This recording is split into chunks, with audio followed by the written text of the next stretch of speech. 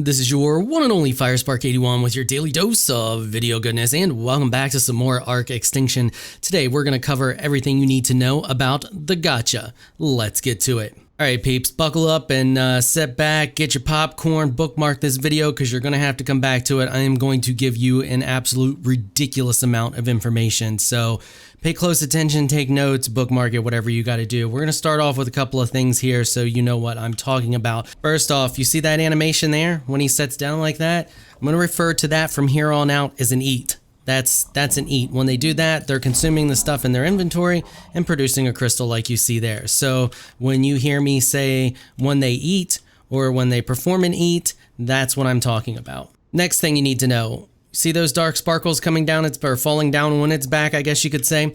When I say anti-farming debuff, that's what I'm talking about. That's what I'm calling that. Last but not least, when I refer to a stack, I'm only referring to 20 of an item because that is a max amount of an item that they can eat. They only eat 20 at a time, so when I refer to a stack, I don't care what the item stacks up to, I'm only referring to 20 of that item. So the first thing we're going to talk about is taming, because there's a lot of misinformation about taming these things out here. So we're just using this level 100 as our baseline for taming. So the first thing you need to know is that they eat continuously and they'll eat until they're tamed. So you can drop whatever you're using to tame them on the ground and just drop tons of it and they'll just continue to eat it. But keep in mind that if you drop too much and they can't eat fast enough, that some of it on the ground will decompose if they can't eat it fast enough. They can eat stacks of up to 20 of an item at a time, so it's best to feed them things that stack for better taming efficiency. Contrary to what the wiki says, they do not have a kibble. A shotgun actually has more taming effectiveness than an owl pellet. However, neither of them stack to 20, so they're not a really good option. From what I can tell, the best possible thing that you can feed them that stacks up to 20 and has the highest taming effectiveness is tech foundations. But I have a whole spreadsheet of things that I've tested, and I'll put the link to that in the description. So if you want to check that out, copy it, add to it, whatever. If there is another gacha nearby that is the same sex, it will not pick food up. So they will have the anti-taming debuff, and yes, it works even on the wild ones. Even the wild ones get the debuff. So if there's another gacha of the same sex nearby, they won't pick up food. So if you're trying to tame one and it's not picking up food, look around the area and see if there is another one close by. Remember that buff goes for about 12 or so foundations, so you may have to do a little search and see if you can find one nearby. If you do kill it, you need to make sure that you remove its body. Even the body will cause the debuff to continue to happen. Okay, so I want to take a look here. I want to show you a few things here. So, oh look, he just gave us a free crystal. How about that? Or she did, I should say. So we're going to drop out the foundation here, and I want to show you. You can see that that foundation just tamed it for 30.9, and then we'll watch how quickly, look at that, it's already, as soon as they stop the eating animation, the taming starts to just tick down. So you have to drop a bunch of the items and know what its percentage is going to give you and drop a bunch of them on the ground at one time. So you get the idea though. You want to drop stacks of 20 of an item on the ground to tame the best with the best efficiency. As you can see here, we're already at 92.3%, so you want them to eat the less amount of times possible. Pay no attention to cleanup crew back there. He's back there doing his job. So I've spawned in one more here just to show you. I'm going to drop 2 stacks of 100. He will only eat 20 at a time, but that doesn't matter because he'll just pick the 20 of them out of that stack. And you can see we're getting a really good tame there and nice taming effectiveness. We're at 97.4. So if I had to say anything out of all the things that I've tested a ton, you can see in the spreadsheet everything I've tested. The tech foundations are probably their kibble, but they don't really have a kibble because there are other things that are really close to the tech foundations. For example, the greenhouse structures, greenhouse ceilings, and the roofs actually get a pretty high taming effectiveness as well, and they're much cheaper than the tech foundations, so you could probably get almost the exact same tame on, you know, equal level with using those structures. Okay, so next up we're going to talk about the owl pellet and the owl pellet buff and how it affects the gacha. So we're going to drop a little bit of stone in there, and we're going to drop a couple of owl pellets in there. Now, you see those bright sparkles there? that is the owl pellet buff. What that does is that causes them to produce a crystal when they eat the owl pellet. They will set and they will consume the resources needed to produce a crystal. If they don't have enough of that item to create a crystal, they'll stand back up. They will continue to keep the buff, and they will, next time they perform and eat, they will continue to eat the resources necessary to create a crystal. So I only had 46 stone in there, so I'm actually going to put some more stone in there, and we're going to wait for her to sit back down and do the eat, and she will continue to eat those resources. See, she just keeps performing the eat over and over and over again until she eats enough to make a crystal. Hopefully that was enough. Let's put another 100 in there just to be sure. It takes quite a bit of stone for them to actually make a crystal with stone. We'll get to all that stuff here in a minute. So you can see she ate enough of the stone to create a crystal and then lost the buff. So not only will they eat until they produce a crystal, the owl pellet buff has a few other interesting features. Owl pellet buff gives a boost to the quality of item gems, and it gives a chance to not consume resources. So each time an eat triggers, they have a chance to not consume those resources in order to produce something. So for example, if I put 2 owl pellets in here and we put in, actually let's put in 3 and 3. So we're going to put in 3 shotguns and 3 owl pellets. Now we're going to go down here. We're going to remove this crystal. This is a vacuum. It sucks up all the crystals off the ground. And we're going to speed up time. And we're just going to let that run its course for a hot second here. Okay, so now if we take a look here, you can see that we produced 4 crystals, but we only had 3 and 3. So in one of those eats, she did not consume the shotgun. So you should get a crystal for each shotgun consumed. It's a 1-for-1 on shotguns. So therefore, that shows you right there that the owl pellet gives a chance to not consume the resources. Also, the anti-farming debuff does not affect the owl pellet's chance to not consume resources. So if you have a bunch of them stacked together like those 3 you see over there, and you're using owl pellets to farm them, you still have that chance to not consume resources. When under the owl pellet buff, if the chance to not eat food is triggered, you only need enough food in the inventory for an eat animation in order to get a crystal. This means you can put owl pellets in their inventory and only one of an item and get a crystal for essentially an owl pellet. If the item is consumed, however, you will need to continue to feed them whatever you want to feed them until they produce a crystal. The chance to not consume an item will not be triggered again until they have produced a crystal from that buff. The best thing I found to farm in this manner is shotguns, due to the fact that shotguns are a 1-for-1. Now, it takes a second for that to kick in because they have 3 crystals, as you can see here. And what I think they have is a food meter, and depending on how and where that food meter is, you can get them in a loop with specific items, but sometimes it'll trigger where they'll eat a shotgun, and then you'll end up with a situation like you see here where you have 1 crystal ready to go. That one should pop on a shotgun eat, then this one here should fully form, and this one will be on the next one, and it'll rotate around. So I'm going to actually feed those shotguns there, and we're going to just watch. So this one here should pop off, and you can see that they're growing. See how much those 2 grew? Okay, so the bottom one popped off. So, which is weird because that one's fully grown but didn't pop off. But we'll wait till she eats again. Okay, so now she's eating a shotgun. You can see this crystal down here. All right, that one popped off, but this one down here is almost starting to form. That one is completely formed, but she doesn't have one over here. So once she eats the next one, it should just continue to rotate like that. But sometimes, depending on what you've fed them in the past and where their crystals are at in production, you may get a situation where they'll eat a shotgun and you won't get a crystal. But once you've fed them a bunch of shotguns, it should eventually level out, and you should continue to get a crystal per shotgun. So just keep that in mind when you're looking at the spreadsheet and you're feeding them items that I tell you that are a 1-for-1, or a 20-for-1. It may not always be the case depending on where their food levels are at and what you fed them. So while I was editing this, I realized there may be something that's a little bit confusing. So I just want to put this in here to clarify things.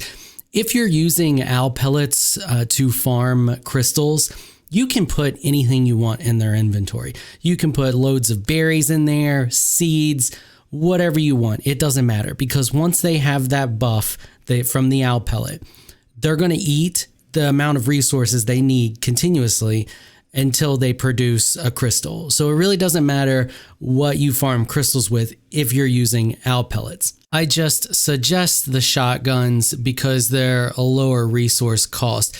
If you have an abundance of something, for example, berries, and you don't care that the gacha is going to eat them all, then it's perfectly acceptable to use something like berries. However, if you're not using owl pellets and you want to maximize your crystal production for the resources that you're putting into the gacha, then you want to take a look at the spreadsheet I created and pick something from that spreadsheet that is a 1-for-1 or 1-for-20 type situation to minimize the amount of resources that you're putting into the gacha in order to get a crystal, which from what I've found so far would be shotguns or greenhouse windows.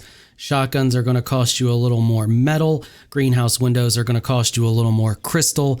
And you got that crafting cost time in there as well. You're going to have to feed them a full stack of 20 greenhouse windows compared to just one shotgun. So hopefully that clears things up a little bit. So that's actually going to lead us into the next part, which is farming for items and resources. So there's a bunch of things to keep in mind when doing this.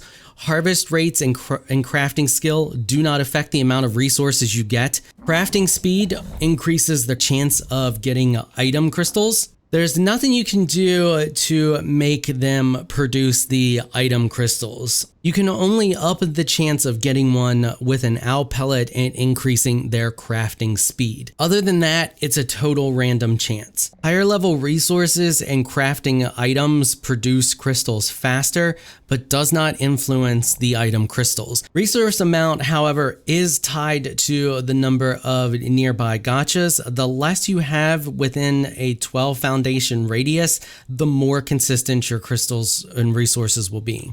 So I can actually show you that here. So I ran a test on this and I have 2 of them over here that are high level and they have high crafting skill.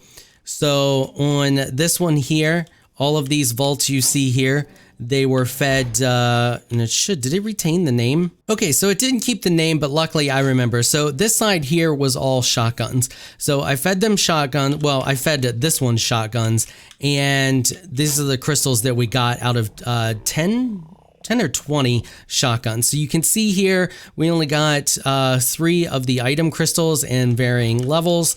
And then round 2, we got 4 varying levels. And then I didn't do a round 3 on that one. And then we come over here, I fed greenhouse windows, which are also another really good option because they're super cheap and produce a crystal every time for a stack of 20. You can see here, we did 4 and then we did 3. And then I didn't do that one either. And these were under the presence of the owl pellet buff. Now, if we come over here to this single gacha, keep in mind that was a mate boosted pair. If we come over here to this single gacha, so in this first test, I did 40 shotguns. You can see how many ascendant crystals that we got. And then we got some mastercraft and some other stuff. And then I did 20 shotguns. Once again, tons of ascendant crystals, mastercraft, journeyman.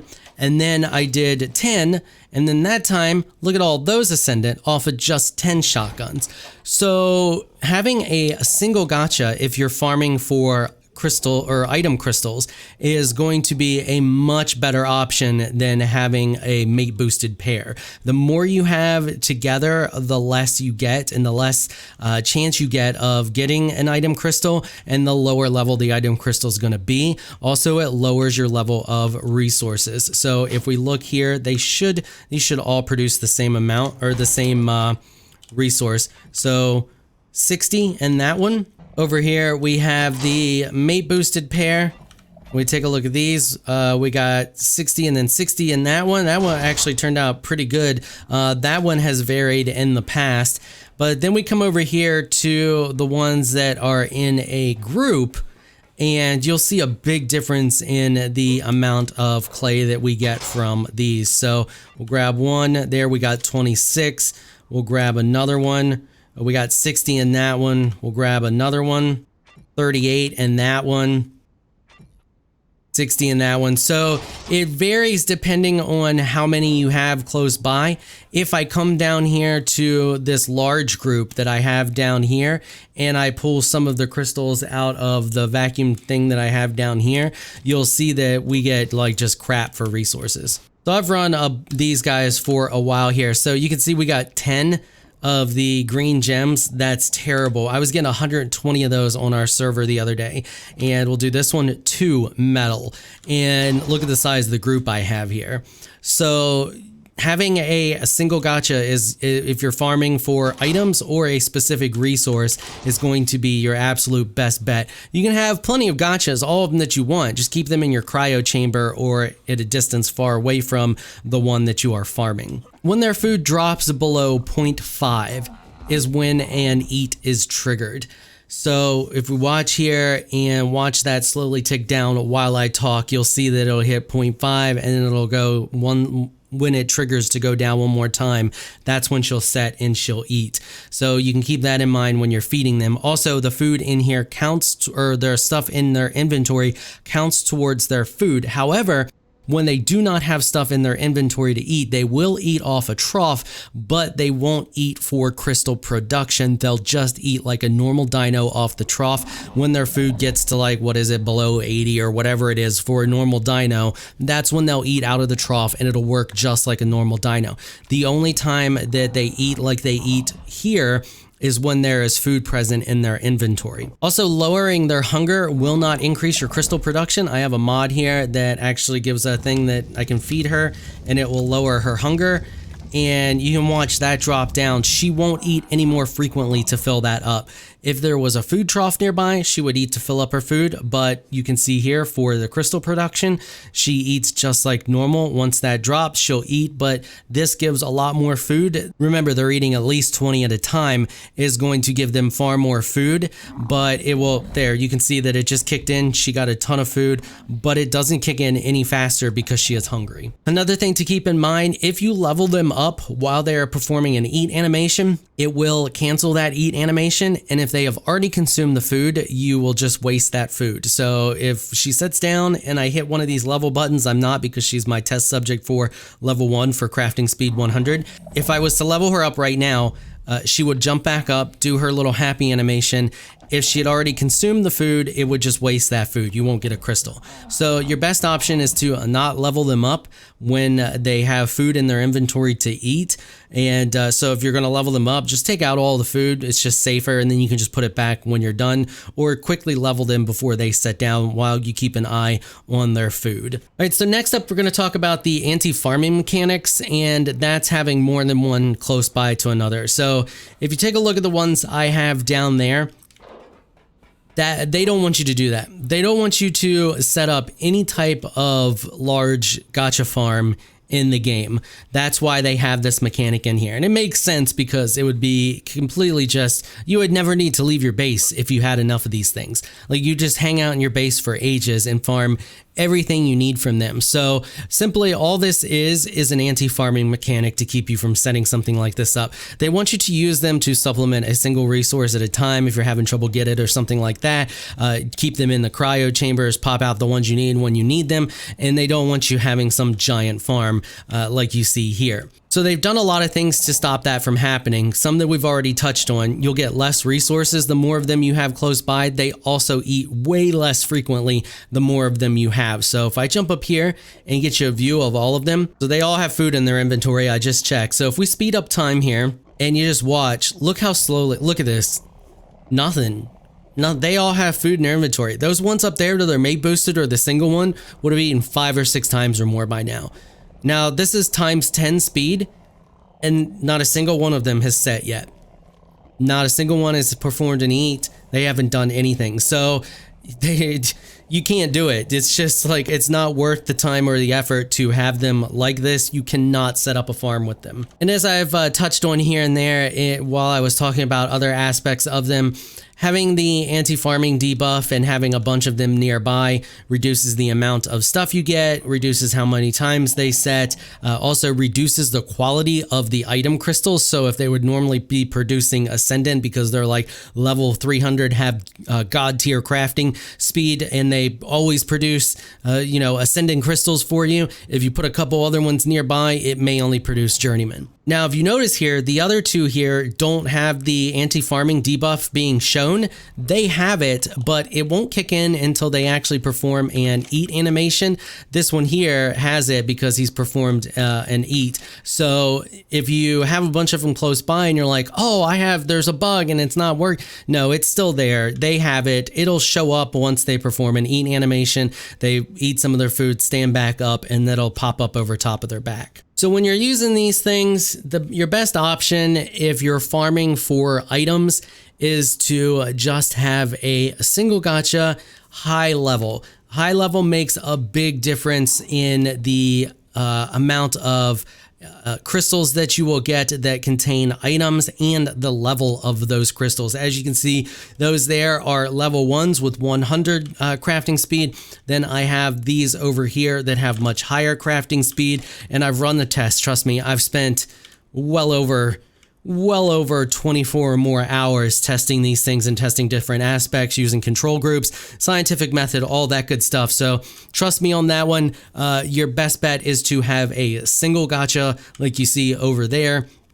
You can run two, but you're gonna, and it's not gonna be that big of a difference. But I showed you the crystals that one produced over there using the shotguns, and you could see that he had a lot more of the Ascendant crystals than this one did here, and they are, similar crafting skill. So when you take a look here, we still got good crystals. You can see the difference in the amount of crystals that we've gotten. So your best option is to tame a high level gacha, the highest that's on your server.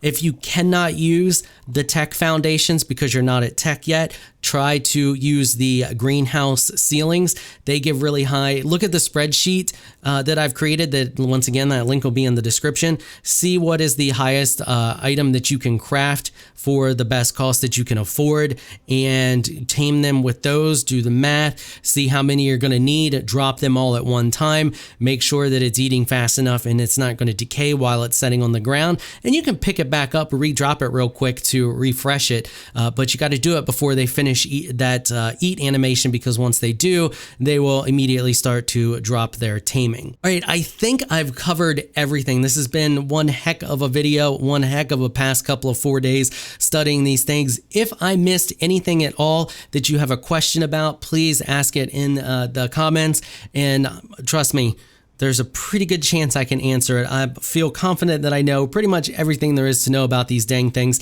except for the value of every single item on taming. That's something that I figured I would crowdsource out to everybody. Get out there, test them out with all the items. There's just too many items for one person to test every single item and see what its taming effectiveness is. I may have missed something that's actually better than the tech foundations. That's completely possible. And if I did and you found it, please let everybody know. All right, that's going to wrap it up for this episode. If you like what you saw, consider hitting that sub button. I want to give a big thank you to my patrons for making this episode possible. You all are absolutely amazing people. If you would like to join my elite career Patreon supporters, please check out the link in the description below. If you enjoyed this video, please leave a comment down below. Let me know what you thought. If you're shy, you don't like the comment, just hit that thumbs up button and show your support. Until next time, thanks for watching.